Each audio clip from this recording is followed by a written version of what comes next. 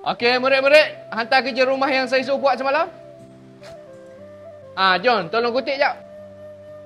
Buku tu lah. Kejap lagilah. Cikgu nak lah.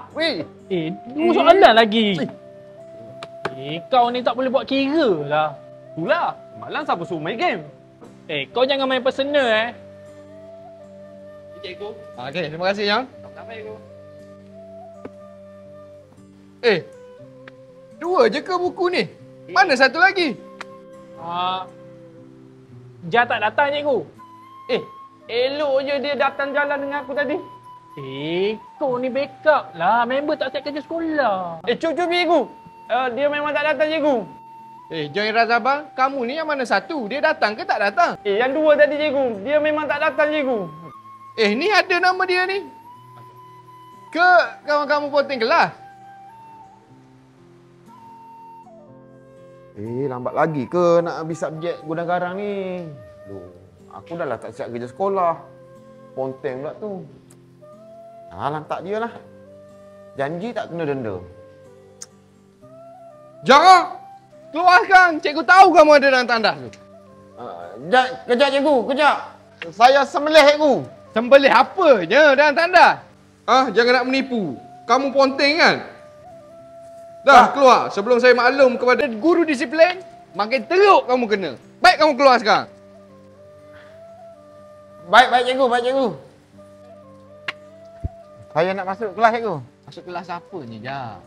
Dah habis dah masa cikgu ni, Jah. Kamu ponteng kelas cikgu kan? Ya cikgu. Sebab saya tak siap kerja sekolah cikgu. Kamu ni, kalau tak siap kerja sekolah, bagi tahu je lah cikgu. Bukan macam ni cara dia. Apa nak jadi dengan kamu ni, Jah?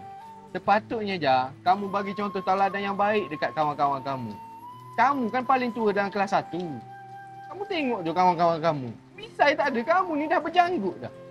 Kalau mak bapak kamu tahu kamu datang sekolah ni, ponteng masa cikgu, apa perasaan dia orang? Sedih cikgu. Anda tahu sedih.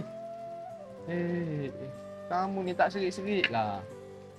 Saya bila kena tangkap ni dah menyesal cikgu. Bila kena tangkap menyesal lah. Kalau tak kena tangkap? Dalam 2 cikgu. Menjawab. Kalau tak siap kerja sekolah ke, ada salah ke, bagi tahu cikgu. Cikgu boleh pertimbangkan.